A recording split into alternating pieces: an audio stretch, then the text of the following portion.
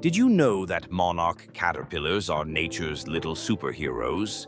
They can consume up to 200 milkweed leaves in their short lives, which makes them toxic to predators. This bright coloration isn't just for show. It signals danger to birds and other animals. As they grow, they undergo 5 molts, shedding their skin, to make room for their expanding bodies. And here's a fun fact. When they finally transform into butterflies, they can migrate over 3,000 miles to escape the cold. Isn't it incredible how these tiny creatures embark on such epic journeys? Subscribe to my channel for more fascinating insights that will blow your mind.